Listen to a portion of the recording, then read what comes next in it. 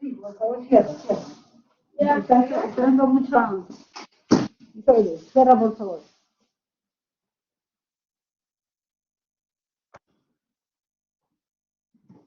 Hola, muy buenas tardes.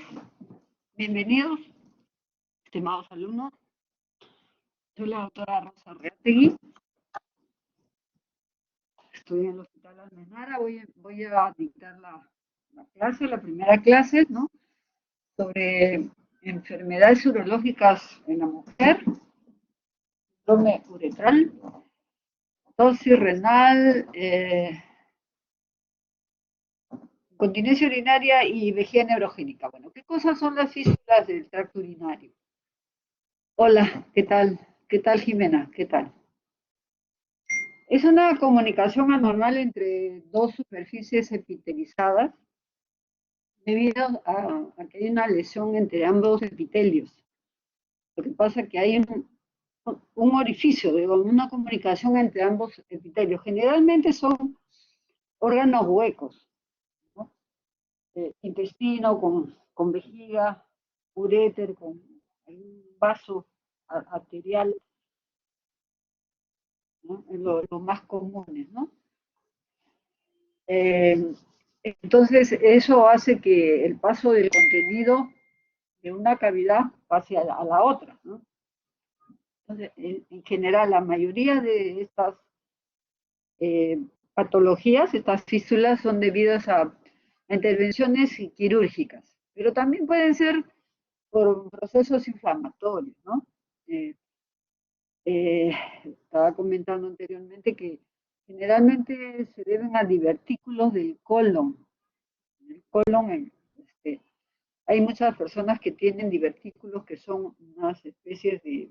que la deposición no pasa por un tubo, sino ese tubo tiene unos saquitos en parte de la extensión del colon o en toda su extensión.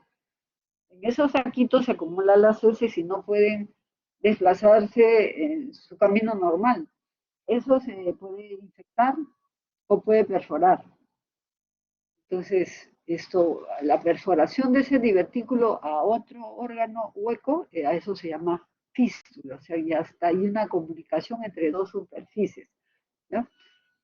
Y por contigüidad, sobre todo del colon descendente, generalmente es hacia la vejiga o también hacia la vagina, ¿no? Dependiendo de la patología. Bueno, según el órgano de origen se clasifica, ¿no? Es vésico-vaginal o uretero-vaginal, ¿no? ¿Ya? Llevan ese nombre, ¿no? Y generalmente esta aparición de esta sintomatología o este signo de aparición de orina por la vagina, por ejemplo, empieza más o menos entre 7 a 21 días de ocurrida la, la lesión, ¿no? O puede durar más dependiendo de la etiología. Generalmente cuando hay antecedentes de cobaltoterapia, cuando hay un cáncer de útero, cáncer de colon o cáncer de próstata, no se puede dar también esta eventualidad. Y en realidad los síntomas son variables, pero aquí hay los diferentes tipos de fístulas, ¿no? ¿Ya? Fístulas uroginecológicas, con sus diferentes variantes, las fístulas uroentéricas, o sea, uro al intestino, o fístulas urovasculares. Ahora, hay factores predisponentes, muchos de estos factores sí los hay, a veces no, ¿no? Pero los factores predisponentes son principalmente cirugías anteriores que producen fibrosis, dificultad en el momento de hacer una nueva cirugía y puede haber lesión de alguno de los órganos a los que puede producirse esas fístulas, ¿no? Generalmente cirugías previas como la cesárea, otras patologías como la endometriosis es una enfermedad inflamatoria crónica en toda la zona pélvica o hay tejido endometrial en diferentes lugares, la pelvis o en otros órganos, ¿no? Por ser endometriosis. Puede haber una infección previa en toda la pelvis o enfermedad inflamatoria pélvica y la radioterapia que ya les había mencionado, ¿no? Pero la lesión más común es la lesión a la vejiga.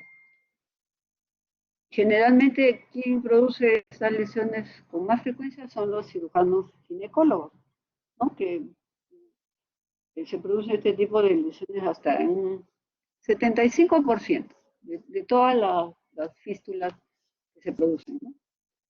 La radiación hasta un 6%, las neoplasias 5%, y el parto prolongado, es el trauma obstétrico que hace que la cabeza del feto comprima a la vejiga, comprima a la uretra.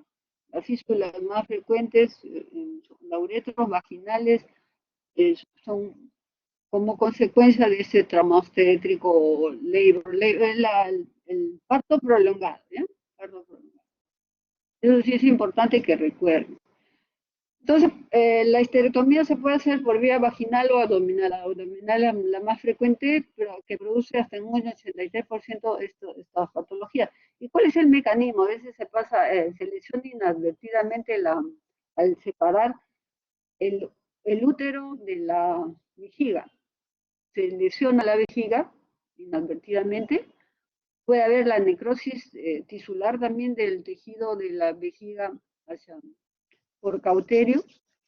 A veces se sutura, hay una sutura entre la vejiga y la pared de la vagina al hacer el cierre de la cúpula vaginal al hacer la histerectomía. La ligadura de suturas para control de sangrado también. Ligas la vejiga pegada a la, a la zona de la cúpula vaginal y esa zona de la vejiga se puede necrosar. Acá los diferentes lugares donde se puede producir una lesión al hacer la histerectomía. Pueden haber también lesiones del uréter al extirpar algunos tumores, ¿no?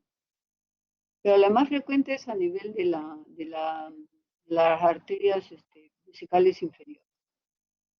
Los sitios más comunes del uréter distal y las arterias uterinas. Bueno, ¿cuáles son? Es la presentación clínica, ¿no? Es la pérdida de orina por la vagina. Pero después de una histerectomía también puede haber pérdida de orina por la uretra, porque ya no hay esos ligamentos que fijan o que comprimen la uretra para evitar pérdida de orina cuando se saca el útero. También se puede producir incontinencia urinaria, entonces hay que hacer un diagnóstico diferencial también en estos casos, ¿ya? ¿Cómo hacemos la evaluación?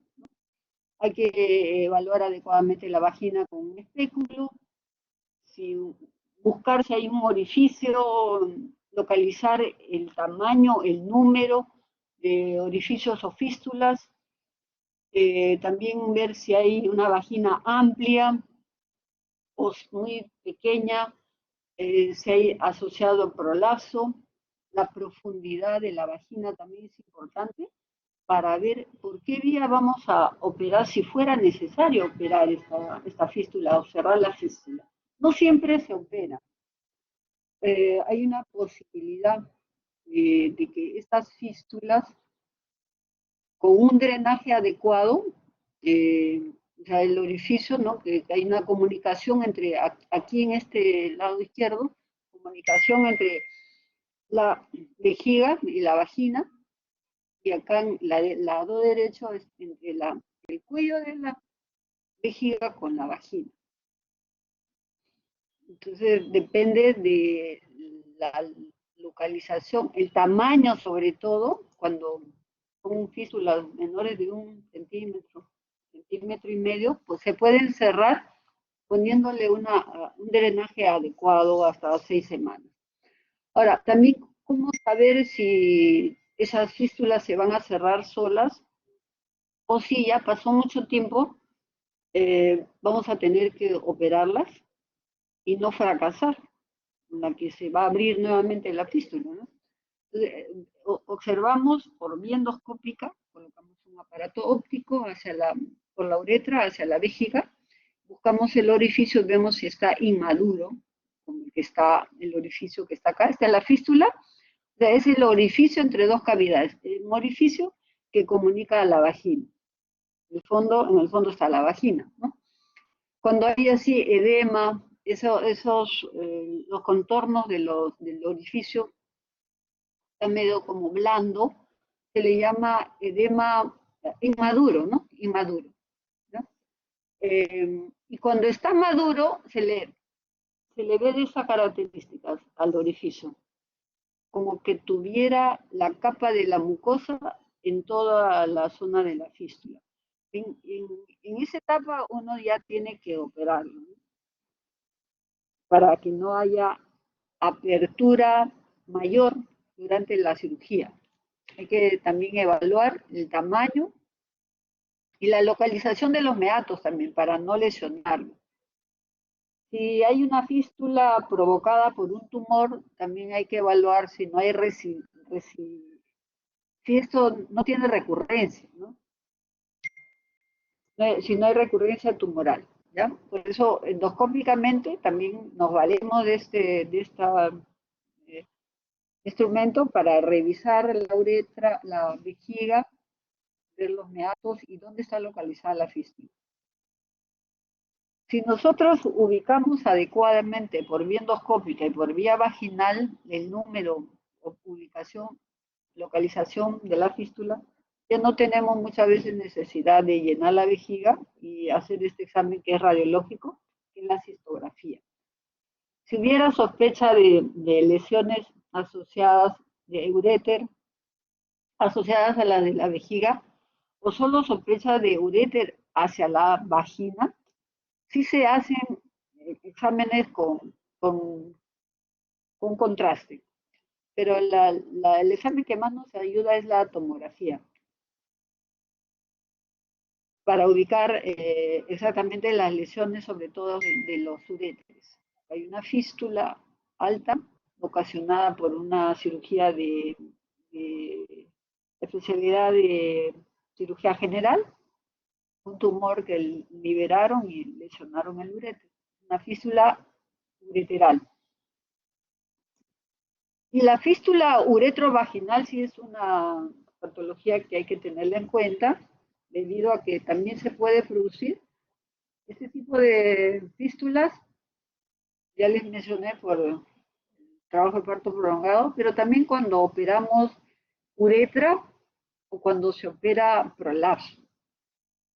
Eso también es importante, pero cuando hay parto prolongado, generalmente es en lugares de países pobres, donde la atención no es oportuna, el parto tiene frecuencias elevadas, miren acá en países del África, por ejemplo. El, la cirugía de la uretra, prolapsos también, cuando se operan los prolapsos se puede lesionar la uretra, darle un puntito a la uretra y provocarle esta complicación. La radioterapia, ¿ya? Eso es importante. Los traumas, tumores genitales. Miren ustedes acá, si nosotros no hacemos una buena endoscopía o uretrocitoscopía, no ubicamos este orificio. La paciente tenía poco escape de orina, pero tenía. Se le revisó toda la vagina, no había nada, pero con ese examen endoscópico se pudo ubicar, ¿no? Igual acá, la uretra, y acá hay un orificio que comunica la uretra hacia la vagina. Ahora, ¿cuáles son los principios para hacer un adecuado manejo? Hay que eliminar y prevenir la infección. Un drenaje urinario o cateterización adecuado es la primera alternativa para no operar, siempre y cuando la fístula no sea más de 1 a 1,5 centímetros, ¿no? Eso sí es bien importante. Y también ver si la fístula tiene la etiología maligna. Eso ya he mencionado. En cuanto al tratamiento, se coloca una sonda por 6 semanas, una sonda de Foley, y vemos si es posible cerrar ese orificio. Si no se puede, 6 a veces se puede intentar hasta 8 semanas, ¿no? Con buen drenaje, a veces fístulas de ese tamaño mejor, cierran, ¿ya? Y si no, ya tiene que operarse, ¿no? Ya por vía vaginal o por vía suprapúbica, dependiendo de la localización, ¿no? En las fístulas por radioterapia sí hay que esperar más o menos para reparar, para cerrarlas, hasta más de 6 meses, hasta un año. Porque son difíciles que se fibrosen los orificios para poder hacer posteriormente una liberación adecuada. De 6 a 12 meses. Hay que hacer una adecuada exposición, eliminar todo factor infeccioso, cuerpo extraño, ¿no? Muchas veces se saca la fístula, algunos no la sacan, hay ventajas, desventajas. Preferimos personalmente no sacar la fístula. Nos sirve ese tejido de todas maneras, ¿ya? Entonces, los principios son de la reparación quirúrgica, que sea permeable el cierre, que las líneas de sutura no estén en la misma línea, porque primero se cierra la vejiga, generalmente en dirección vertical, si fuera una fístula vésico-vaginal. Se cierra primero la vejiga, se liberan los tejidos, se cierra la vejiga en forma vertical y luego la vagina en posición horizontal para evitar que haya recidivas. Evitamos siempre las líneas de sutura. Los, los, dos, los dos órganos no deben estar cerrados en la misma línea. Eso es sumamente importante. Y un drenaje adecuado. Ustedes acá la reparación vaginal. Preferible cerrar la vejiga en vertical y luego ya se cierra la vagina en posición horizontal. Hay muchos que hacen en la forma horizontal, pero haciendo un cierre muy hermético de la vejiga. Cuando la vagina es amplia, se pueden hacer hasta 3 capas o 2 capas de cierre de la vagina. Esto cuando la fístula es recidivada o está muy cercano al trígono o recidival. Si es recidival lo hacemos suprapúbicamente porque para liberar mejor los tejidos. Y si la vagina tiene poca capacidad, nunca utilizamos vagina porque no vamos a poder cerrar, ¿no? ¿Ya? Entonces, estos son los criterios de abordaje. Por vía vaginal, vagina amplia, que tenga, lo ideal es que tenga prolapso, para tener capas adecuadas para cerrar.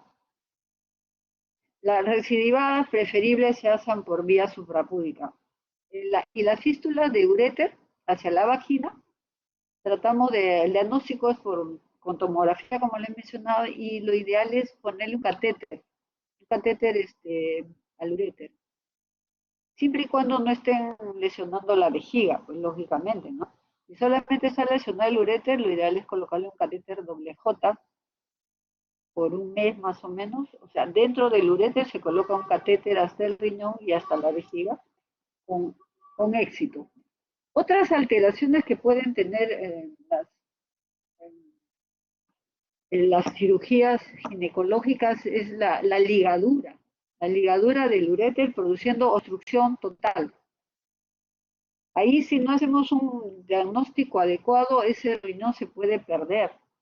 La paciente comienza a hacer infecciones, dolor lumbar, y por antecedente hay que hacerle una tomografía y observamos que hay una hidronefrosis con adecuado parénquima, hay que salvar ese riñón. ¿Cómo salvamos? Bueno, haciendo reimplantes, dependiendo de la localización donde esté la lesión, ¿ya? Pero siempre le vamos a recordar a todos los cirujanos, a los ginecólogos, colocar un catéter previo. Antes de la cirugía, cuando hay un tumor, cuando van a hacer cualquier cirugía de extirpación de algún órgano, sobre todo del útero, coloquen un catéter previamente. Si no hay urólogo, coloquen un catéter previamente para ubicar bien el uréter y no lesionarlo durante la cirugía, ¿ya? Eso es una condición básica para evitar lesiones del uréter, sobre todo, porque después puede haber hasta pérdida del riñón, ¿ya? Se coloca un catéter como miren, ese es el catéter doble J. Tiene una J, tiene forma de J, que se queda en la vejiga y el otro extremo se queda en la pelvis. Este catéter es de silicona, tiene infinidad de orificios en todo su recorrido. El paciente se puede quedar hasta por 2 meses para que haya cierre adecuado en ese tipo de lesiones un poco altas del uréter. El siguiente, vamos a hablar sobre el síndrome uretral y la tosis renal. El, el, el síndrome uretral, me ha llamado hace tiempo síndrome uretral, lo que se llama es el síndrome geniturinario de la menopausia. Es muy importante mencionarlo debido a la frecuencia y la alteración de la calidad de vida de la mujer. No siempre se trata porque se subestima este síndrome, que es relativamente frecuente, muy frecuente. Hay alteraciones biológicas, repercusiones psicológicas y sociales. Creo que tenemos que hacer un cambio de nuestro comportamiento como médicos para ser muy proactivos y darle un mejor cuidado a la salud geniturinaria. Para mencionarles que importante, recuerden que hay un origen embriológico común entre la vía urinaria y la vía genital. Hay embriológicamente, el seno urogenital, de este seno urogenital deriva tanto el aparato genital como el aparato urinario. Y es tan importante porque recordar, porque muchos síntomas son comunes a ambos sistemas. Y también es importante que tanto el trígono, la uretra, la vagina, poseen concentraciones de, tanto de estrógenos, andrógenos y progesterona, porque derivan, ¿no?, del mismo seno. La uretra y los músculos también parauretrales. Dentro de la uretra hay glándulas que tienen receptores. El origen embriológico tanto de la parte genital como urinaria es evidente, conocido, y para que recuerden, ¿no? Hay un estudio interesante donde muestra que en la epidermis y dermis hay andrógenos, estrógenos y progesterona. En la vagina hay los tres, ¿no? En los labios menores hay andrógenos y estrógenos.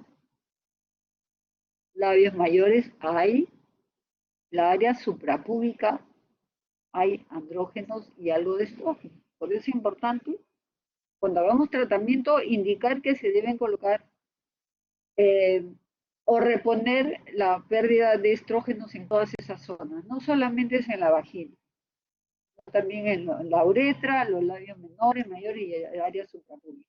Y un estudio bien interesante para que entiendan. Miren, en un estudio que hizo un ginecólogo, estudió a 200 mujeres postmenopáusicas. Concluyó que el 1% va a desarrollar enfermedad cardiovascular. El 0,5% va a perder significativamente el hueso. Van a desarrollar cáncer de mama, 2 se morirán. Ustedes harán cáncer de endometrio y también se morirá, ¿no? Una de ellas. Pero miren, el 100% va a tener atrofia urogenital, el 100%. De esas, el 50% van a tener síntomas y también signos por disminución de los estrógenos. Entonces, es tan importante que se nos cuide nuestra salud sexual, ¿no? En todo sentido. En los varones también hay ciertas deficiencias, por eso se llama hoy en día el climaterio masculino y el climaterio femenino. Pero no estamos centrando hoy día en la salud de la mujer. Y es importante recordar que hay síntomas, hay signos de estas deficiencias, ¿no? De labios mayores, menores, clítoris, uretra, vejiga, y hay síntomas de sequedad, ardor. La falta de lubricación es uno de los síntomas más importantes y que dan más problemas. Por eso la sequedad, muchas mujeres, como tienen dolor al tener relaciones, hay un rechazo a este tipo de relación. Por eso es importante hacer un tratamiento precoz, ¿no? Miren cómo la mucosa, la paciente joven, y cuando hay disminución de la producción de estrógeno, hay la sequedad vaginal, ¿no?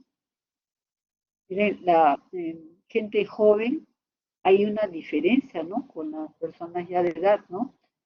Disminución de la alteración de las hormonas, principalmente los estrógenos, y hay también receptores, disminución de esos receptores, no solamente de las hormonas, sino de los receptores.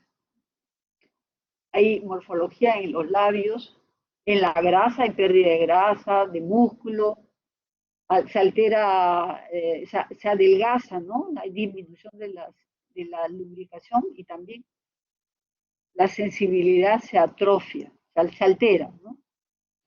Hay múltiples cambios también en la vulva, hay disminución de vello pubiano, de tejido conectivo, de elasticidad, de la grasa, y en la vagina disminuye el flujo sanguíneo, se acorta, se fibrosa, el tejido elástico pierde resistencia, hay adelgazamiento en la mucosa, y hay disminución del glucógeno y de las células epiteliales, en la vagina y también en la uretra. ¿Qué pasa con la uretra? Hay disminución del trofismo, disminución del colágeno. ¿Y qué pasa entonces? Los gérmenes pueden introducirse con más facilidad y producir infecciones urinarias a repetición por disminución de los estrógenos. fibrosis de la uretra, dificultad visional y se produce también anatómicamente estenosis de la uretra. Eso es importante tener en cuenta todos estos síntomas cuando una persona alrededor de la perimenopausia y empieza, ¿no? 37, 38 años, ¿no? Con todas estas alteraciones. Y más aún si hay mujeres que han sido operadas tempranamente de histerectomía, ¿no? O se le ha hecho una oforectomía. En ustedes hay disminución del flujo sanguíneo, hay atrofia, dolor en las relaciones sexuales, por eso que la mujer también, por el dolor va a disminuir el deseo sexual y rechazo, ¿no? Al coito. Esta es la fisiopatología de lo que sucede. Miren, déficit de estrógenos, atrofia vulvar, disminuye las células superficiales, disminuye el glucógeno, que es importante para evitar las infecciones. Disminuye los lactobacilos que normalmente existen en estos tejidos. Por lo tanto, disminuye el ácido láctico y el pH, que normalmente es ácido, se alcaliniza, se transforma y se altera las estructuras, por lo tanto también hay invasión de gérmenes, ¿no? Y hay alteración de la flora vaginal. Y se da todo este conjunto, ¿no? En la vagina, en la vulvo vaginal, la atrofia, la calidad de vida, ¿no? Dentro de los síntomas más frecuentes es la sequedad vaginal, hasta un 93%, que va a dar todas estas molestias de pareuna, sangrado, disuria, urgencia, frecuencia, prolapso uretral y genital.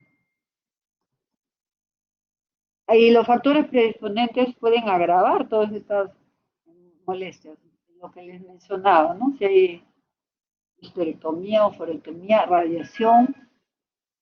Los anticonceptivos desde muy jóvenes también alteran la producción de los estrógenos.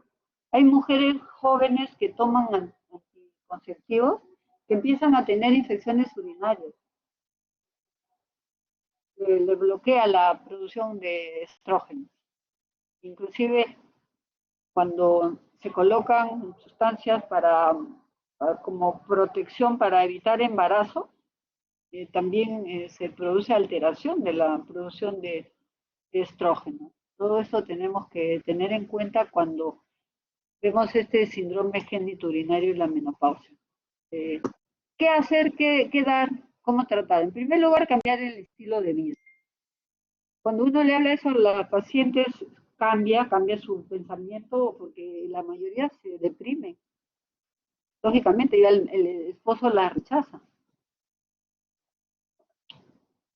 Porque ellas lo rechazan también, ¿no? Entonces, cambio de estilo de vida en cuanto a hidratarlas con cremas, lubricarlas, también se pueden dar vitaminas, vitamina D, E, colocarle anestésicos locales y hacer las que pueden ponerse, a las que no pueden ponerse estrógeno, que en realidad son muy pocas, se les puede dar la alternativa de colocarle láser. El láser lo que hace es aumentar la producción de colágeno, engrosar el epitelio y hay una mejoría sintomatológica. Pero lo básico en la mayoría es un reemplazo hormonal, local sobre todo, porque hay muchas mujeres que no pueden tomar estrógeno bioral, pero hay estrógenos locales que no se absorben. El tratamiento va a revertir la atrofia urogenital, promueve el crecimiento y la maduración de las células vaginales, aumenta el flujo sanguíneo, disminuye el pH vaginal. Mientras menos pH vaginal, menos posibilidad de infecciones. Y van a disminuir los síntomas urinarios, ¿no? Hay el promestreno, que es un estrógeno local que no se absorbe, pero es la mejor alternativa en estos casos. Se inicia con 15 días, todas las noches, los 15 días, que no se ponga ropa interior por lo menos media hora, porque si no se va a absorber toda la crema. Y no solamente es en la vagina, es en la uretra, en los labios, en la vagina. ¿Ya? Los 15 días primero, luego ya interdiario. Lunes, miércoles y viernes por mucho tiempo. Van a ver la mejoría en todo sentido de estas mujeres, pues para darle una mejorar o evitar el deterioro en la calidad de vida a las mujeres posmenopáusicas, ¿no? El otro tema es la tosis renal. En realidad no es una enfermedad, es una alteración de la posición del riñón. Normalmente el riñón en posición de bipedestación o en posición de pie se desplaza más o menos hasta 2 centímetros de su posición. En algunos casos hasta 5, ¿no? Con la inspiración profunda. Esta nefrotosis es la exageración de esta capacidad de desplazamiento del riñón. Lo que produce es el estiramiento de, de la arteria, principalmente la caída, produce estiramiento de esta arteria y esto hace que haya disminución de la irrigación y dolor por, por alteración de la irrigación, ¿no? En realidad no es una malformación, no se presenta con tanta frecuencia, pero en algunos casos sí, a veces no sabemos qué cosa es, pero hay que tenerlo en cuenta que existe esta patología. El 80% de estas patologías se encuentra fortuitamente. ¿Qué significa? Que no va a dar sintomatología, ¿no? Y entre un 18-20% de las mujeres y hasta un 2% en varones. Y se halla su frecuencia hasta los 30-40 años. Me acuerdo con una profesora teníamos problemas hace tiempo, tenía esta patología. Entonces, la incidencia es mayor en el lado derecho, eso también es importante. Y dicen que el descenso es dependiente el descenso renal es dependiente del pedículo vascular. Entonces se produce estiramiento, la arteria se estira, se adelgaza y disminuye el aporte vascular. Eso es lo que produce. Produce isquemia, estrangulamiento en posición de pie. Siempre en posición de pie. Cuando me pongo de pie es un dolor severo que me tira a la cama, ¿no? O sea, no pueden sostenerse de pie por el dolor. También puede haber asociado la coladura del uréter y hay trastornos circulatorios, se han demostrado, ¿eh? Hay albuminuria, microhematuria, hipertensión paroxística, se puede romper las venas del fornix y también síntomas digestivos, debido a que, sobre todo en el lado derecho, ¿no? Se adhiere el riñón al duodeno y produce sintomatología intestinal o biliar, ¿ya? Bueno, en realidad la fisiopatología se dice que eh, hay elementos de sostén que fijan los riñones hacia, hacia los músculos psoas. Deben estar fijos desde el psoas, ¿no? Entonces, es dependiente de estos tractos fibrosos relacionados con la cápsula y el riñón hacia la fascia perirrenal.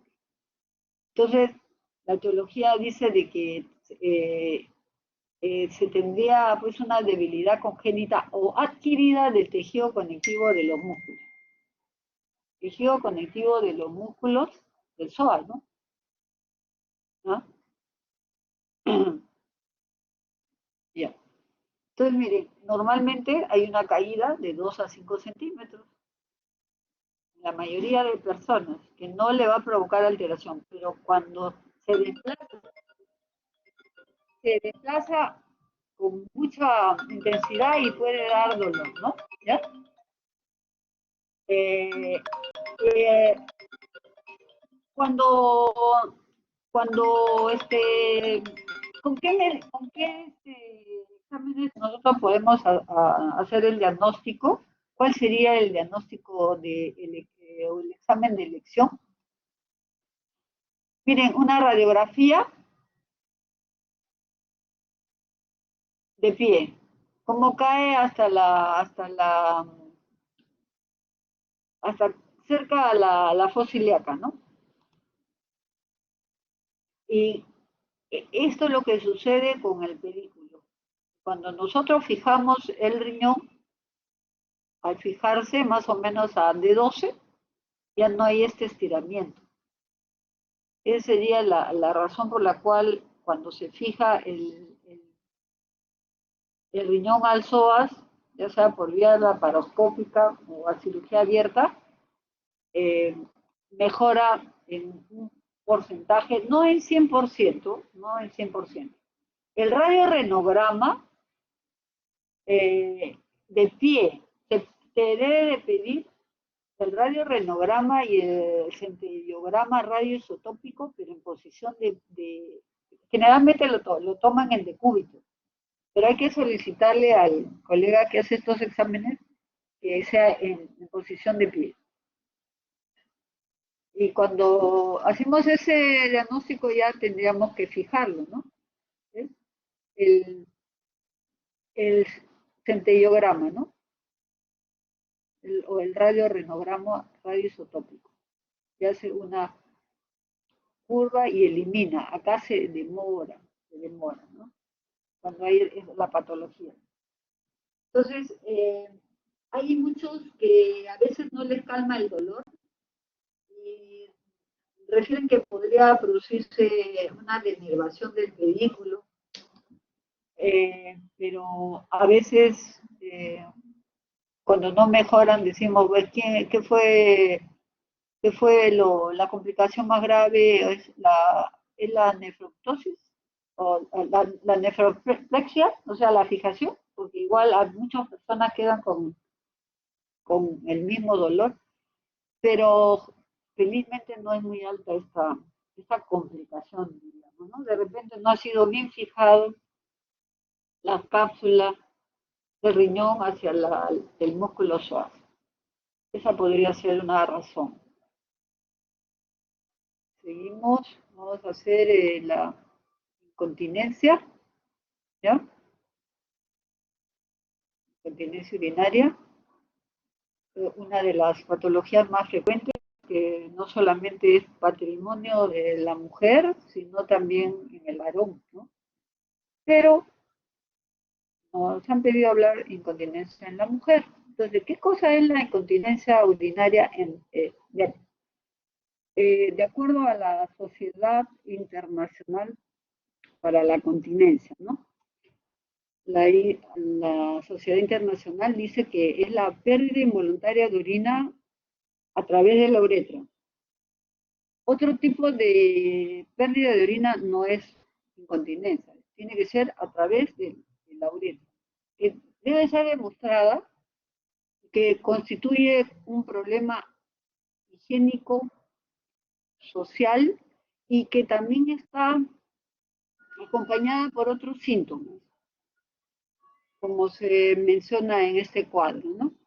La prevalencia más o menos es hasta un 50%, pero esta incontinencia puede estar asociada por disfunción sexual hasta un 35%, eh, la incontinencia fecal hasta un 11%, prolapsos que acompañan casi en la mitad de los casos, tanto prolapsos anterior como posterior, y también el dolor pélvico crónico por la caída o el descenso de los músculos y ligamentos que fijan estos órganos hacia la parte de la zona del suelo pélvico, ¿no? Entonces, hay dolor pélvico crónico también por esa caída, ¿no?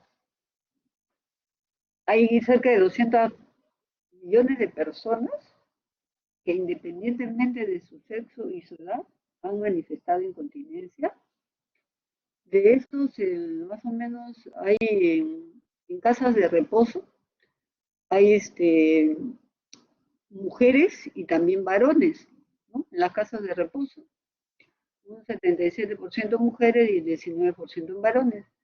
Ya, y en hospitalizados también, al hacer las historias, se da hasta en un 50%.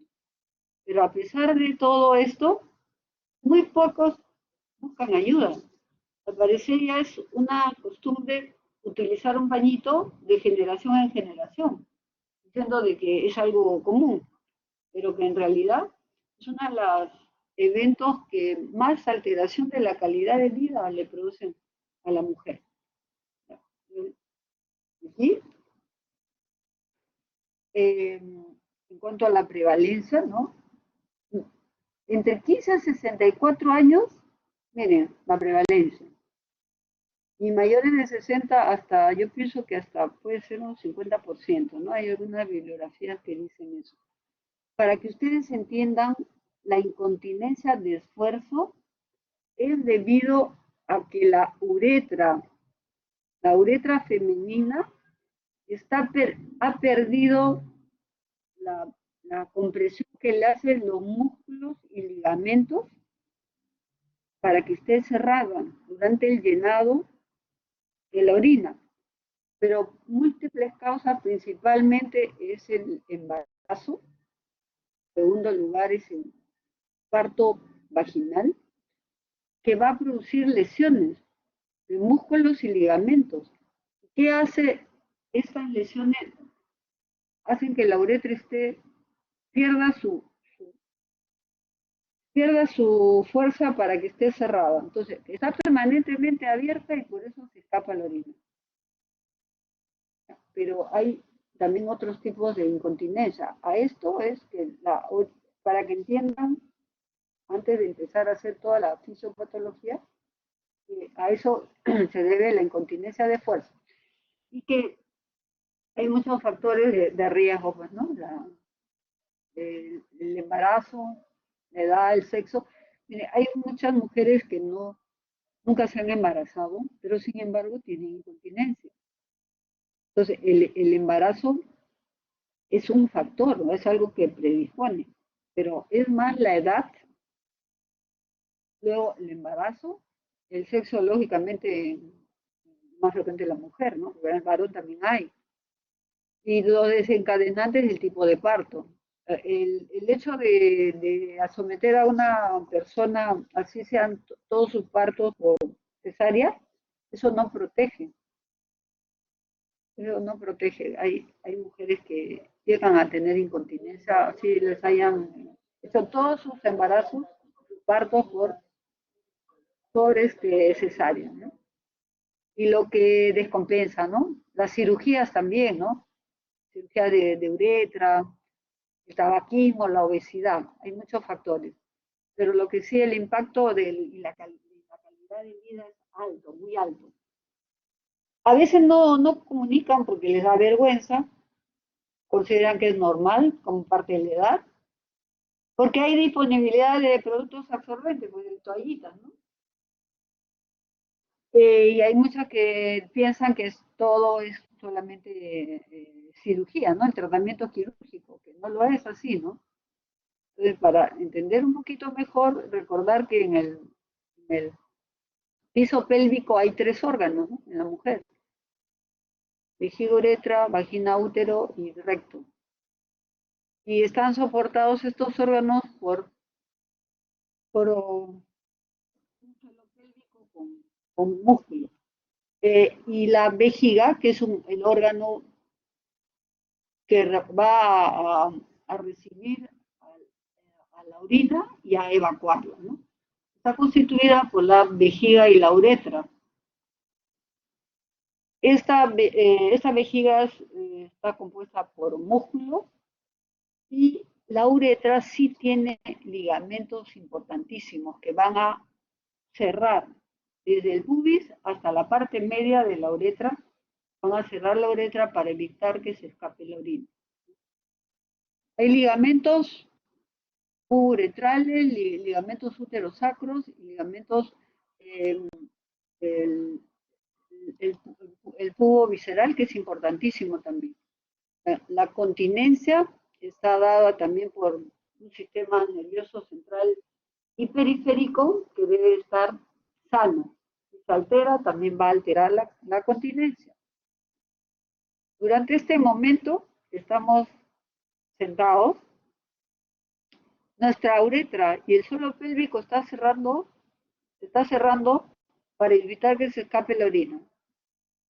Cuando ya tenemos deseo de micción, aumentamos nuestra presión dentro de la uretra y la vejiga, perdón, y la uretra y el suelo pélvico se relajan para poder eliminar la orina. Para hacerles recordar que hay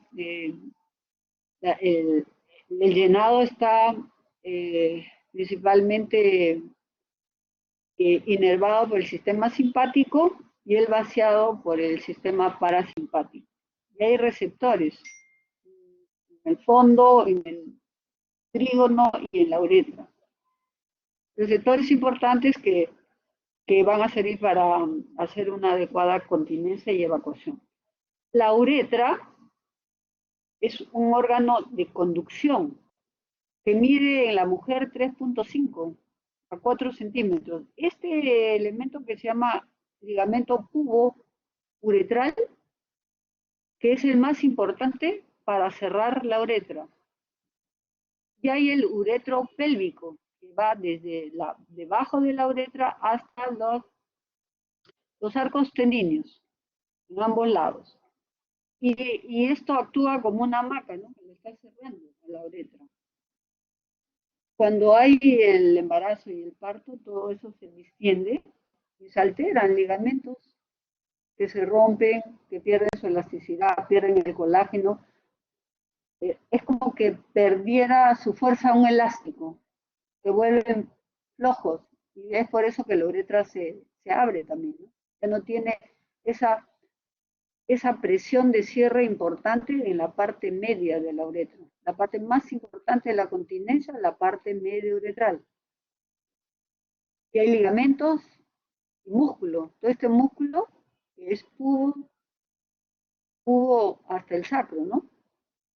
Todos los músculos se llaman elevadores del ano, pero toman el nombre de los órganos donde están eh, cerrándolos, ¿no?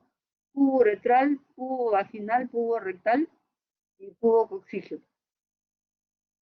Y ligamentos que nunca se van a lesionar, como el sacro espinoso. Este ligamento ni con el embarazo se lesiona. El sacro espinoso, por eso hoy en día se utiliza mucho para las cirugías de los prolapsos de cúpula vaginal. Y acá el orificio eh, transobturatriz, que nos va a permitir reforzar la uretra cuando hay incontinencia con sistemas sintéticos en forma horizontal o en forma vertical, dependiendo del grado de la incontinencia. Todos los músculos tienen sus nombres de acuerdo a los órganos que están cerca, ¿no? Pubo uretral, pubo coccígeo, pubo rectal. Pero toditos son elevadores del ano. Ya hemos hablado del sistema central y periférico, que necesitan estar normales para que también no haya contracciones involuntarias del detrusor que van a hacer perder orina también. No solamente hay incontinencia por alteración de la uretra, sino por alteración de la vejiga. Y lo que más rompe los músculos es el parto vaginal. Pero nunca se va a lesionar este ligamento que ya les había mencionado, ¿no?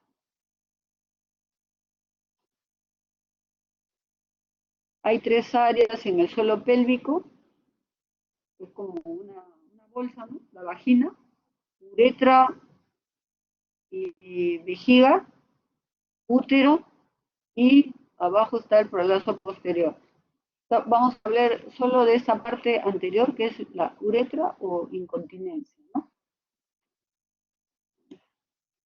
De tal manera que en el suelo pélvico hay 3 ligamentos importantes. El cubo uretral, del pubis hacia la uretra, el uretro pélvico El sacro espinoso que nunca se va a lesionar, hasta ahora está demostrado que no se lesiona con el parto por vía vaginal. Los grupos musculares, los elevadores del ano y las tres áreas funcionales que les he mencionado. Para hacer, cuando uno ve a una persona, a una mujer que tiene incontinencia, tiene que ser una adecuada historia clínica, con antecedentes importantes, y también ver el área sexual, el área de pérdida de la defecatoria, ¿no? Y al hacer la evaluación hay que ver el abdomen, la vejiga, hay que palpar, la zona perineal, cómo está la parte estrogénica, si hay incontinencia demostrable o no, porque puede ser de repente una fístula, ¿no? Y cómo está la vagina, cuál es el grado de prolapso, y sobre todo la parte neurológica, si hay contracción adecuada del suelo pélvico. Hay que hacer la palpación de los músculos de la vagina también, porque depende de eso también si vamos a hacer ejercicio del suelo pélvico o no, ¿no? Y demostrar la pérdida de orina con la tos. Hay que evaluar a la paciente con vejiga llena, porque si la paciente dice, ya orine, y usted la hace toser, no va a demostrar nunca la incontinencia, ¿no? Todas las áreas, las tres áreas que les he mencionado, hay un examen que es el diario miccional, que se mide 2 días desde el momento en que se despierta, que se acuesta, y si durante el sueño le despierta el deseo de orinar, para ver qué cantidad cada vez que orina, o sea, hora y cantidad, durante 48 horas. Indirectamente, este examen es importantísimo para saber si no voy a hacer exámenes invasivos.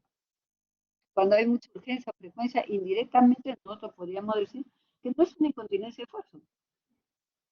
Entonces hay que tratarla de otra manera, pero si ya necesitamos hacer un diagnóstico más exacto y preciso, usamos la urodinámica, que es el examen para medir la presión dentro de la vejiga y de la uretra, durante el llenado, porque la incontinencia se produce durante el llenado. Medimos presión vesical, presión rectal y la verdadera presión del detrusor, ¿no? Y medimos por medio de una curva. De la curva de flujo, de volumen de micción, presión vesical, o sea, la presión que está dentro de la vejiga, presión del abdomen, por eso se coloca un tubito también dentro del recto, y la verdadera presión del detrusor. Acá. Hay contracciones involuntarias, la paciente pierde orina. Acá yo le hago toser y la paciente pierde orina. O sea, acá hay una incontinencia de esfuerzo, y acá también hay una contracción involuntaria que le produce pérdida de orina. Esta es una incontinencia mixta, que clínicamente va a ser muy difícil hacer el diagnóstico. Si yo solamente le hago tratamiento de la incontinencia de esfuerzo, va a quedar con problemas de contracciones involuntarias. Listo, entonces, según la urodinamia, esto solamente para como cultura general, que ustedes sepan como médicos que hay exámenes para hacer diagnóstico exacto del tipo de incontinencia, hay tipo 0, tipo 1, tipo 2, tipo 3, de acuerdo a la abertura o a la resistencia de la uretra al toser. Tipo 1, tipo 2, tipo 3. Presiones mayores de 90, 90 a 60, y menores de 60. De acuerdo a estos diagnósticos, tendremos que hacer el tratamiento quirúrgico, abordaje transobturatriz o retropúbico. Para recordar también que hay una incontinencia por un factor uretral, que ya le había dicho, hipermotilidad, o sea, no hay un cierre total de la uretra, por eso se escapa. Estoy con mi uretra abierta, se me va a escapar la orina cada rato. Incontinencia urinaria de fuerza. El otro tipo de incontinencia es por factor vesical. La vejiga está que se contrae involuntariamente, que a veces no se sabe por qué causa. Y la otra incontinencia por causa vesical es la neurológica, que vamos a verla después, ¿no? ¿No? La hipoactividad cuando hay mucha distensión de la vejiga y la mixta. La mixta generalmente se da cuando hay prolapsos de alto grado, que antes no se sabía, que ahora ya se sabe. Solamente tratando, hay prolapsos que no se acompañan de incontinencia. Operando el prolapso se puede mejorar. Antes se le daban medicamentos, no se quería operar, pero ahora ya está demostrado eso, ¿no? ¿Ya? ¿Listo? Está el prolapso grandote. ¿Cómo sería el tratamiento primero? Con un pesario. Se introduce con un pesario dentro del... Se introduce el prolapso con un pesario y ese pesario nunca va a salir. Se le deja hasta muchos años a la paciente, pero se le hace un lavado cada 2 meses, con excelentes resultados. Esto, la colocación de presarios es para pacientes que tienen alto grado quirúrgico, que no se quieren operar, que tienen problemas cardíacos o de sangrado, ¿no? Acá está la vejiga hiperactiva idiopática, que en realidad no se sabe por qué, hasta ahora hay muchas teorías, y la vejiga neurogénica, que sí se sabe por qué, que es un problema anatómico. Contracciones involuntarias del detrusor, pérdida de orina y poca capacidad. Entonces se puede hacer rehabilitación, dar medicamentos, colocar toxina botulínica. ¿Cuál es el tratamiento quirúrgico ya cuando no da resultados del hacer ejercicio de suelo pélvico o colocar en algunos pacientes los pesarios? Es reforzar los músculos y ligamentos que están alterados, que han perdido su fuerza. Entonces, ¿qué hacemos? Reforzar la uretra. Ese ligamento que está totalmente roto, ya no va a cerrar la uretra. Entonces, colocamos, colocamos cintas sintéticas que van a reforzar el ligamento uretral o el ligamento uretropélvico, de acuerdo al tipo, al grado de incontinencia, tipo 1, tipo 2 o tipo 3. La clasificación de los cilindros es longitudinal, cuando cerramos la uretra, colocando por los agujeros transobturatrices, colocando, perdón, en la cinta sintética, reforzando la uretra para que ya no esté abierta. O cuando son prolapsos de alto grado, lo colocamos en forma vertical por la zona retropúbica. Miren cómo queda un sling o vincha, reforzando los ligamentos a nivel uretral. Aquí cierra más o menos el 25% de la uretra y acá cierra hasta un 75%.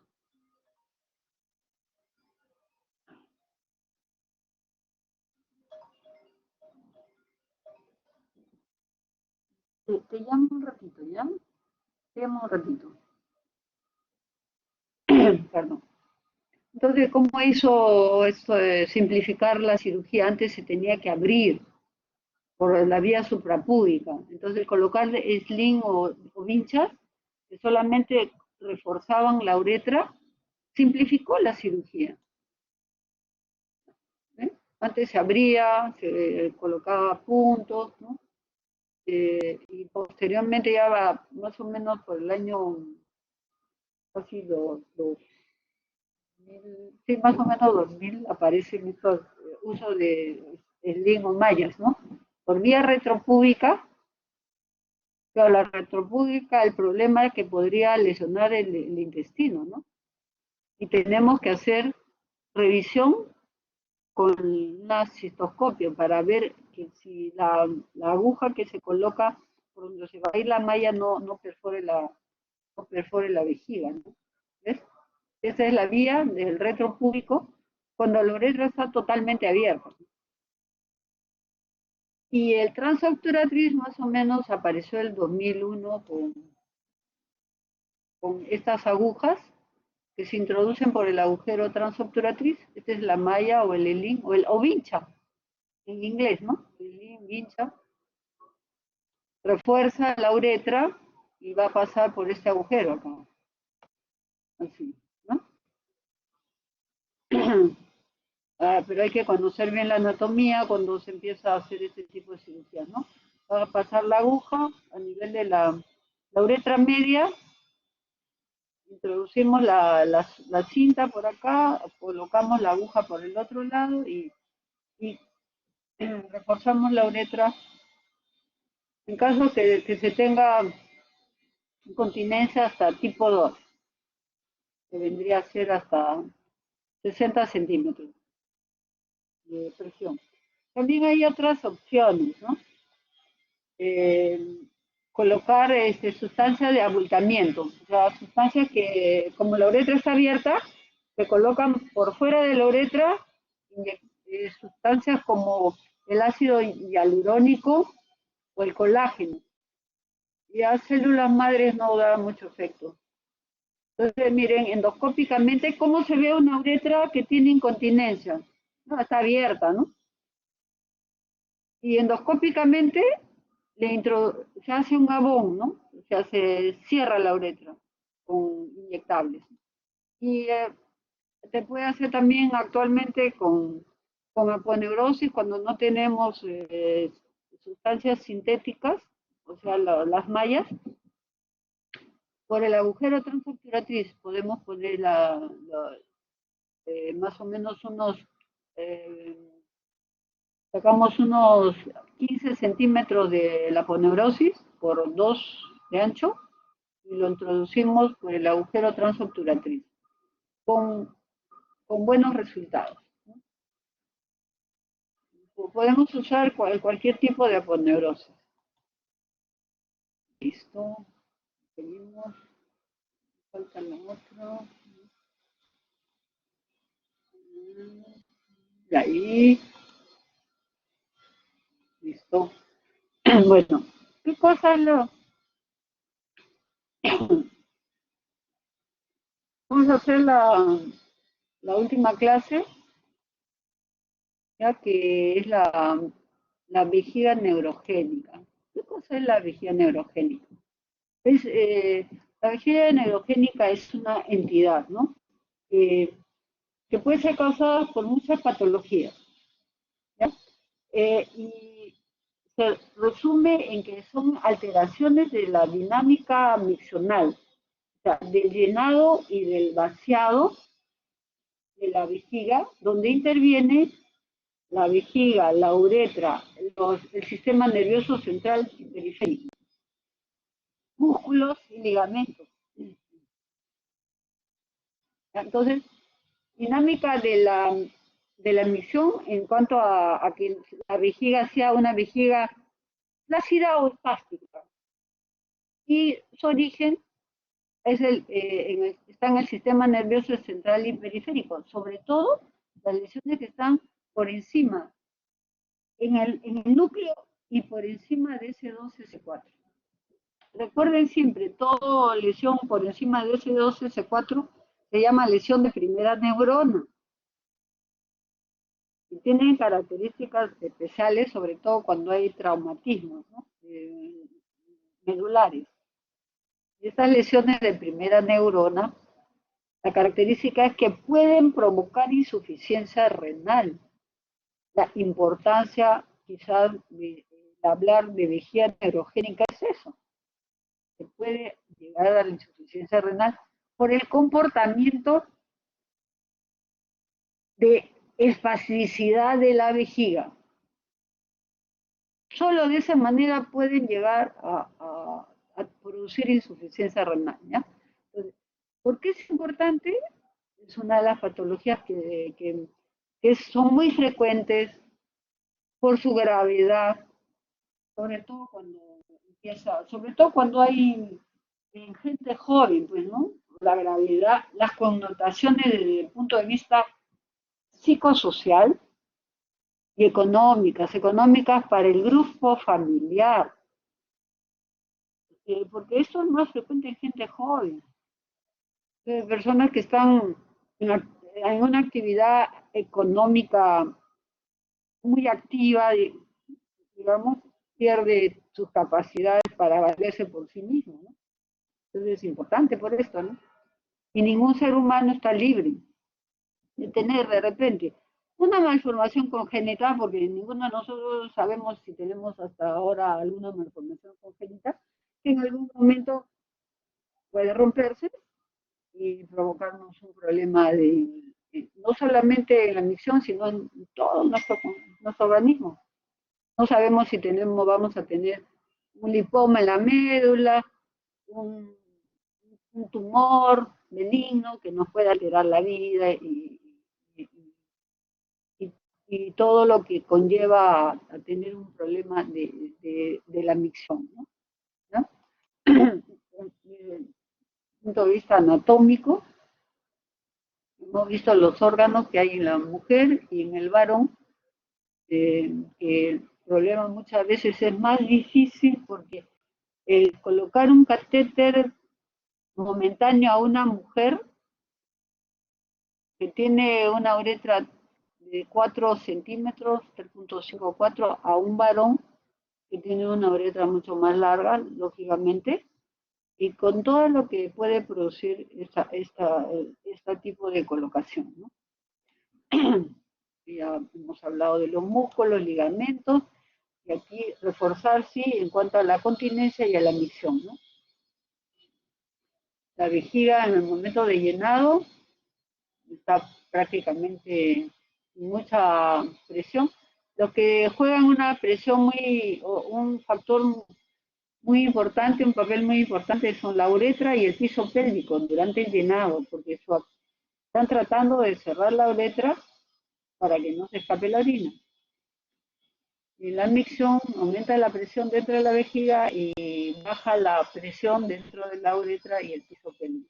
Todo eso está inervado con toda la vejiga y en la uretra hay receptores que gracias a los estudios de la farmacología ha permitido pues que descubrir estos receptores alfa, adrenérgicos en trígono, uretra, en el cuello y en la próstata, y otros receptores que son muscarínicos en todo el detrusor, los muscarínicos, M2, M3 y los beta 2, beta 3 en el fondo.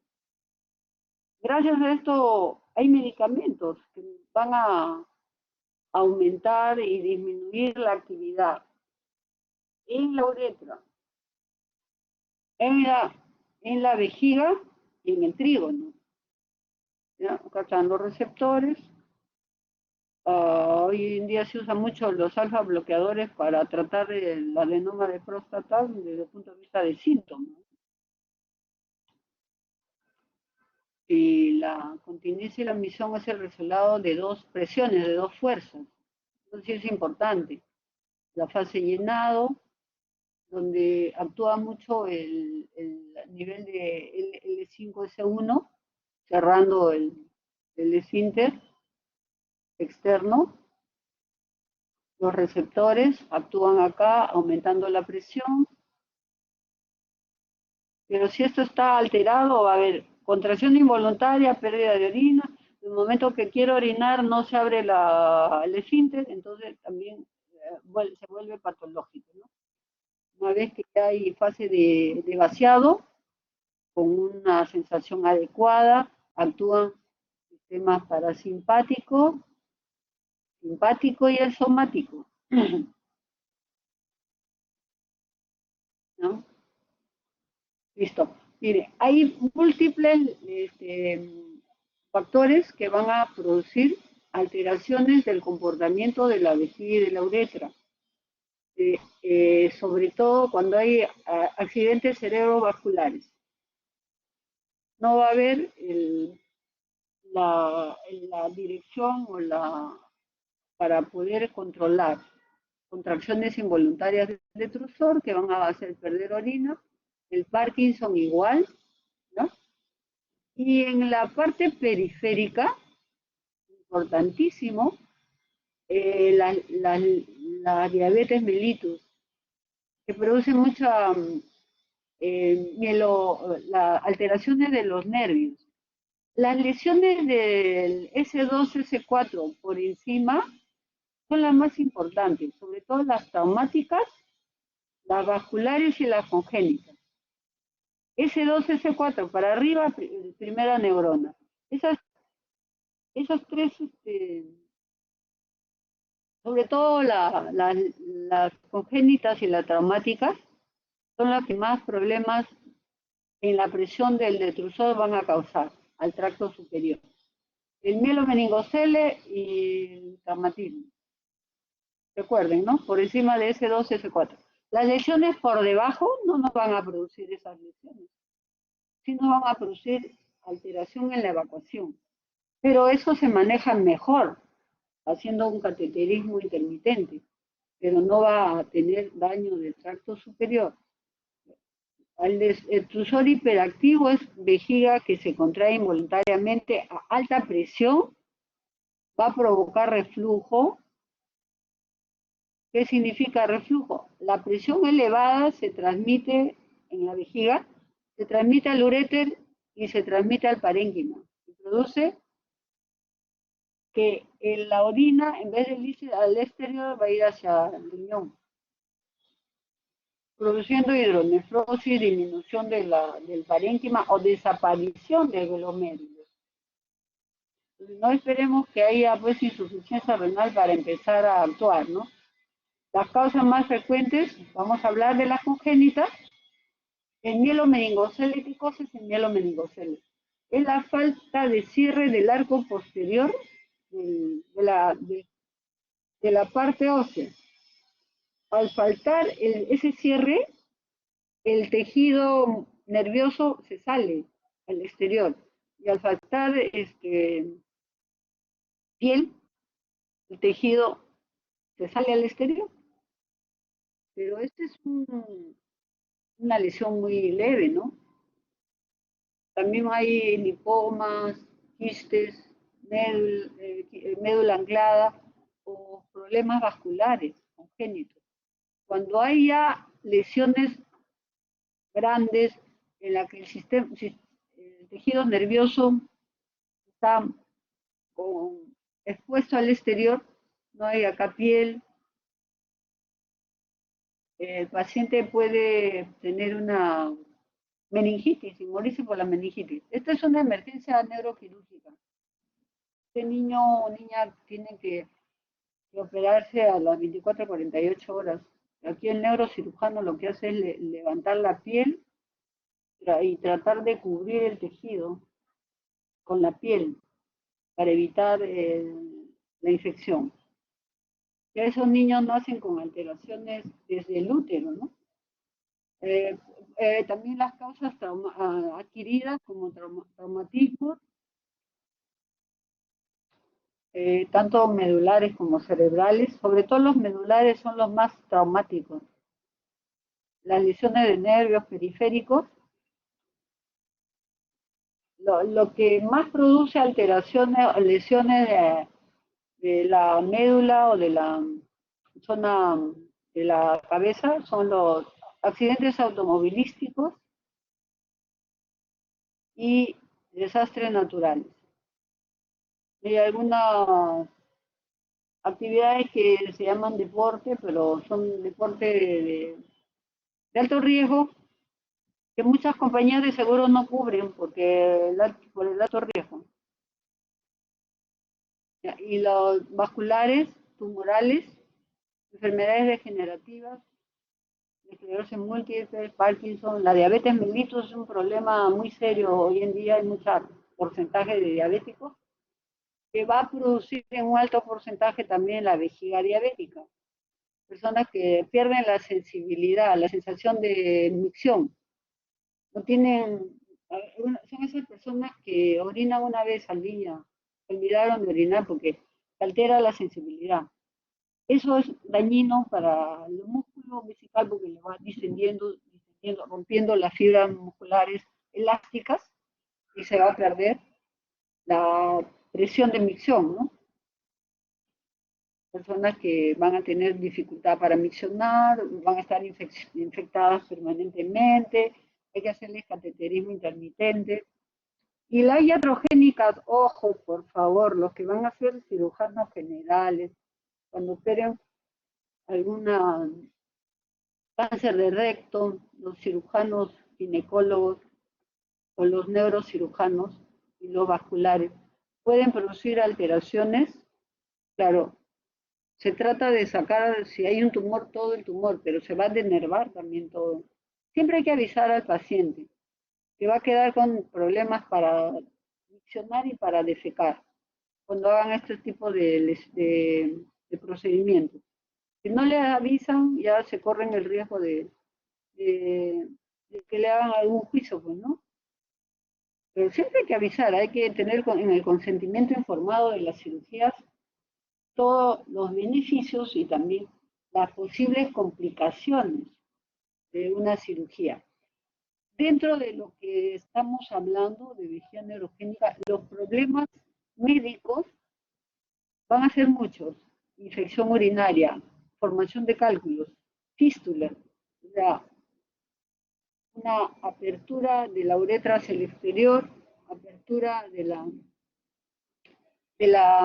cuando hay sondas que no están bien colocadas también, divertículos, letra, vejiga. El manejo de la sonda es fundamental, sobre todo en la época del shock medular, porque después del shock medular está proscrito colocar sonda a un lesionado medular. Proscrito, ¿qué quiere decir? Prohibido totalmente.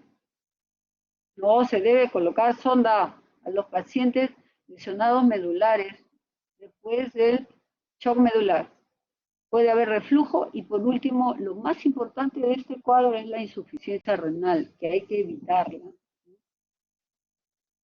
Ya, entonces, puede haber también otras patologías, otros cuadros, disreflexia autonómica cuando hay lesión a nivel cervical. Si ustedes recuerdan, a nivel de los lomos, de los moduladores de la presión arterial a nivel de la arteria del cuello, eso modulan cuando hay distensión abdominal las presiones, la presión arterial. Cuando hay una lesión medular, sobre todo alta, ya no hay ese modulador. Y el paciente, si se le distiende mucho la vejiga, se distiende el recto, o si se le hace una cistocopía, por eso en esos pacientes lesionados medulares cervicales está prohibido hacerle cistocopía. Eso le puede producir hipertensión severa y muerte. Hay que tener mucho cuidado.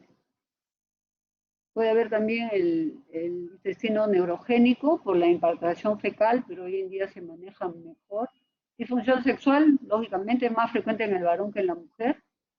La infertilidad, la mujer puede embarazarse, en el varón es mucho más difícil que sea fértil. Y también la alergia al látex. Bueno, casi hasta un 30% de pacientes con disfunción vesical grave pueden desarrollar insuficiencia renal terminal. ¿Cuál es el problema mayor por el cual la vejiga neurogénica puede producir insuficiencia renal? Es el comportamiento de la vejiga, contracciones involuntarias a alta presión. Si nosotros no corregimos eso, si le hacemos trasplante renal, no corregimos la vejiga, ese trasplante va a sufrir lo mismo que sufrió el riñón primario. Por eso hay que tratar la vejiga siempre cuando se va a planificar el trasplante en un paciente que ha llegado a la insuficiencia renal por una vejiga neurogénica. Ahora, mire, este cuadro también es bien importante en relación a la mortalidad. Hasta la Primera Guerra Mundial, hasta un 80% de estos pacientes se morían.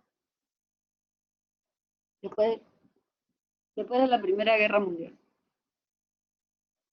Después de la Segunda, el 40%.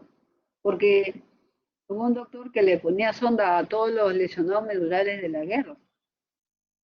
Con la guerra de Vietnam, Corea, mejoraron hasta un 25%. Pero hoy en día, los pacientes lesionados medulares solo se deben de morir de las mismas causas que se muere la población en general. Ya, por favor, ya no por complicaciones como veíamos antes, ¿no? Y eso también es importante. Una sonda permanencia en un lesionado medular.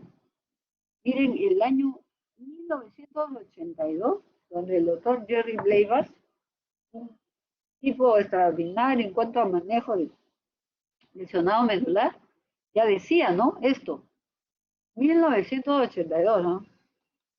Por favor, no colocar sonda permanencia, porque hace más daño que beneficio. Miren cómo rompe la uretra. Produce fístula. Esta mujer con la uretra rota por el peso de la sonda. Miren, se le ve hasta el piso en la vejiga. Acá lo que se hizo fue cerrarle todo, toda la uretra, toda la vejiga, y se le utilizó eh, el apéndice. El apéndice secal lo pusimos hacia la vejiga y ahí se le hacía cateterismo intermitente. Acá igual se le trató. Aquí, mire, se forman, estos no son tres testículos, esto es un divertículo de uretra. Y miren reflujo que se produce en estos pacientes. Y las lesiones de la piel que ellos antes se ponían un esparadrapo porque no había cómo controlar la incontinencia. Entonces, como no tenían sensibilidad, se necrosaban la uretra y ese caso lo tengo de hace tiempo, ¿no? Felizmente ahora no se ven estos cuadros. Y en relación a la sexualidad, debería de manejarse de forma global, ¿no? Global, porque no debe de continuar. El sexo en el parapléjico debe de continuar, ¿no? ¿Y cómo evaluamos sobre todo la parte renal? ¿Cómo evaluamos? Vemos una urea, creatinina. Vemos si hay hidronefrosis, si hay reflujo, ¿no? Pero aquí lo fundamental es estudiar la presión dentro de la vejiga. El estudio hidrodinámico nos va a demostrar cuánto de presión hay dentro de la vejiga durante el llenado. Presiones mayores de 40 centímetros de agua son contraproducentes para el tracto superior. De ahí que un niñito que tiene mielomeningocele, que a los 6 meses ya le podemos hacer el estudio, porque esperando que pase el shock medular de la cirugía que le hizo un neurocirujano, el shock medular es el estado en el que se produce todas las alteraciones de la sensibilidad y de la motilidad. Después del trauma o después de una cirugía, puede durar hasta 6 semanas. Eso se llama shock medular. Ahí no hay que hacerle mucho de ponerle sonda, cambiarle cada 15 días, ¿no? Sonda de folio. Y ahí hay que medirle la presión y vemos el futuro. A estos niños lesionados con mielomeningocele, su presión es 10 o 15. Enseñamos a los papás a hacerle cateterismo intermitente. Ahora van a ver. Si es 40, 50, inmediatamente, si ya tiene daño renal, le hacemos vesicostomía para descomprimir todo el aparato urinario o decirles a los papás, usted tiene que estar colocándole su catéter cada 6 o 8 horas. Se les enseña a todos los padres, o al mismo paciente también, cuando ya es grandecito, él mismo se hace su autocateterismo. Los beneficios del autocateterismo son importantes, ¿no? Los factores que han permitido drásticamente disminuir el daño del tracto superior son el estudio aerodinámico, ojo, 40 centímetros de agua, es dañino al tracto superior. El uso de drogas anticolinérgicas y beta-3, el cateterismo intermitente limpio, solo haciéndose un lavado con agua y jabón. colocándole la limpieza del meato, el, el lubricante, se coloca en su catéter 8 niños, lo evacúan cada 8 horas. Eso permite que no haya distensión de la vejiga. Si no mejora con los anticolinérgicos para bloquear la hiperactividad o la hiperpresión dentro de la vejiga, podemos usar toxina botulínica colocándole al músculo. No es dentro de la vejiga, es en el músculo de la vejiga, ¿no? Esto para que ustedes vean en la medición de la presión dentro de la vejiga, aquí en el anaranjado, debe ser así. Se llena la vejiga y luego se le hace miccionar. Miren acá un paciente al que se le llena 100 centímetros de agua, su presión llega a cerca de 90 centímetros. Esta presión es tan alta que le va a llevar a la insuficiencia renal si no hacemos algo. Y ya les mencioné que hay medicamentos que aumentan y disminuyen la actividad en detrusotrígono y esfínter, felizmente. Y la prevención es inmediatamente el paciente se le haga en los neonatos. Le damos anticolinérgicos para evitar la contracción y los papás le hacen el cateterismo. Este cateterismo intermitente está vigente desde el año 1970. ¿Qué significa cuando algo está vigente de tantos años? 70, 80, 90. Casi 50 años ya. ¿Qué quiere decir? Que es un buen procedimiento, ¿no? Y cuando no nos da efecto los anticolinérgicos, lo colocamos la toxina botulínica, en la que entre 6 a 12 meses la vejiga va a estar tranquila. O sea, el costo es alto cuando el paciente no tiene mucho dinero. Tenemos que hacerle, aparte de la toxina botulínica, el cateterismo intermitente, de todas maneras se complementa. Ahora, la finalidad del cateterismo intermitente. Dicen que una elevada presión o distensión de la vejiga y un elevado residuo postmiccional van a producir, esta distensión va a producir infección urinaria, disfunción del detrusor y dilatación del tracto superior, por lo tanto va a haber daño renal. Se utiliza, hasta hace poco se utilizaba un catéter por día, pero muchos estudios han indicado que es mejor colocar un catéter, evacuar y botarlo. O sea, si usamos 3 a 4 catéteres por día, por los estudios que han demostrado que va a reducir la mejoría en estos pacientes y evitar la infección. Reduce la infección y también la insuficiencia renal, el cateterismo intermitente. Disminuye las complicaciones periscrotales, pero ya en la lesión cervical es preferible hacerle una talla vesical. Permite mantener la actividad sexual, beneficios psicológicos. El mismo paciente que ya se siente útil para mover las manos y colocarse el catéter, se siente útil, ¿no? Evitamos descaras, evita el residuo y siempre hay que utilizarlo con anticolinérgico. Mejora en el 85% y no van a ver esas lesiones de la uretra, la ruptura por el peso de la bolsa colectora de orina. Esto no es muy importante, esto para los residentes, entonces se lo tienen que saber. Miren, como el mismo niño hace su cateterismo, ¿no? Se limpia, es cateterismo intermitente limpio, no es estéril. Agua y jabón, agua y jabón. Su gasita se limpia, se pone el hospital, en la Almenara, donde trabajamos, les da a los pacientes por 3 meses. Vienen los 3 meses, le damos todos los catéteres, le damos silocaína, le damos gas. Lo que no le damos es jabón, ¿no? Les enseñamos y ellos mismos se hacen el procedimiento. Ya no está proscrito ya colocar sonda permanencia. Puede haber también el tratamiento fisioterapéutico, ¿no?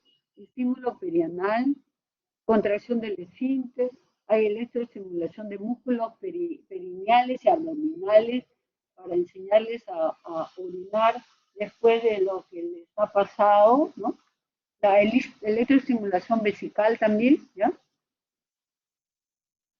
Ahora, hay como cultura general, todavía me faltan 10 minutos, como cultura general, ojo, ¿cómo hacíamos?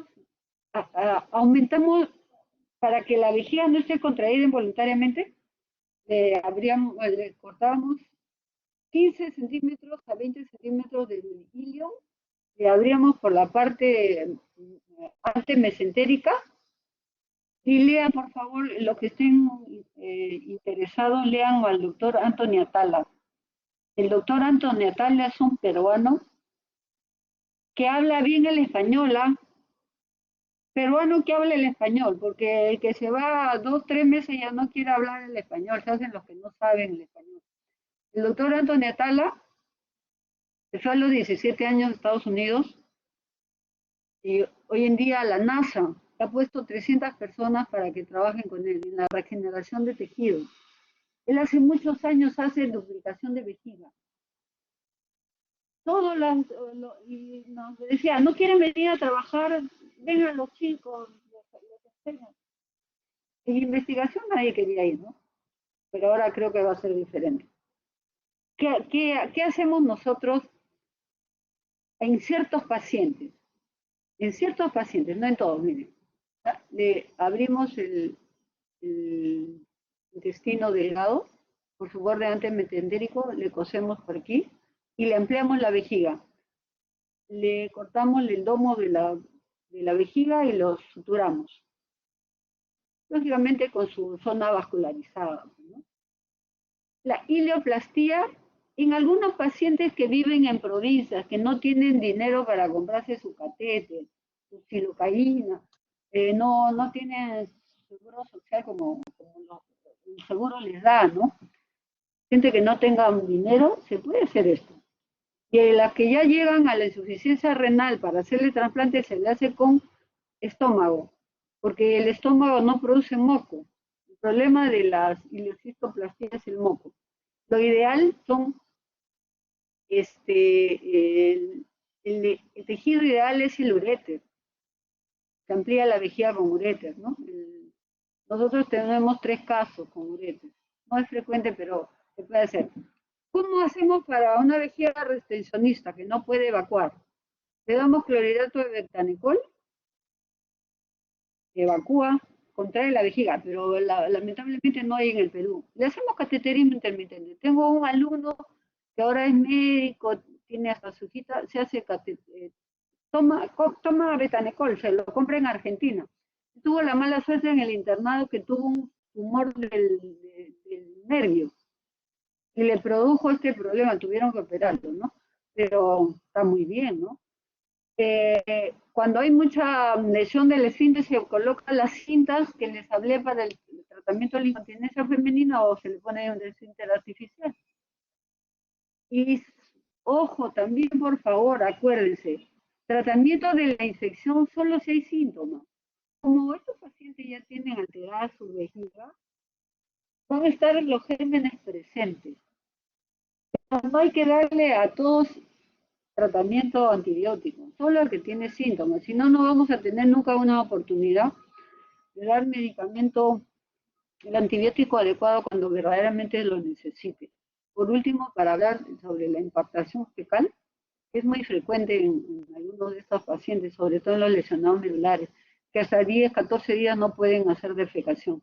Cuando sucede esto, se aboca el apéndice a la piel como una colostomía, se coloca un catéter Nelaton un 14, se pone 300 de suero y se le hace el lavadito, lo evacúa inmediatamente, se puede hacer cada 2 o 3 veces por semana. Todas estas alternativas hay. Y por último, hoy en día ya hay el estimulador perineal implantable, a lo que se llama la neuromodulación sacra. La FDA en el 97 aprobó este dispositivo, el cual maneja la micción. la defecación y a muchos les permite mover los miembros inferiores. Se coloca la raíz sacra. El problema de esto es que tienes que cambiarlo cada cierto tiempo. Ahora han hecho estimuladores que tienen hasta 15 años de la pila se le gasta, ¿no? Pero los avances están actualmente. Y para terminar, me falta un minuto, que tengan esto por favor presente. Patologías de alto riesgo de hacer insuficiencia renal son dos principalmente, mielomeningoceles y los traumatismos celulares de primera neurona. El diagnóstico ideal es hacer la medición de la presión intra de la vejiga con la urodinamia para manejar la presión y hacerle controles cada año. Dar tratamientos anticolinérgicos, beta bloqueadores 3, el cateterismo intermitente, o si no tenemos esa posibilidad, ampliarle la vejiga con intestino. ¿Con qué finalidad? Principalmente evitar la insuficiencia renal, pero darle también calidad de vida a estos pacientes. A ver, terminé. ¿Hay alguna pregunta, estimados alumnos? Qué frío. Disculpen, estoy en el hospital, las ventanas abiertas. ¿Hay alguna pregunta? ¿No? Bueno, entonces yo les agradezco mucho su atención y ojalá tengan presente algunos, eh, sobre todo el resumen, ¿no? La última diapositiva, ¿ya? Para darle calidad de vida a estos pacientes. Muchas gracias, o con mis alumnos más tarde, ¿sí? Chao, cuídense. Muchas gracias.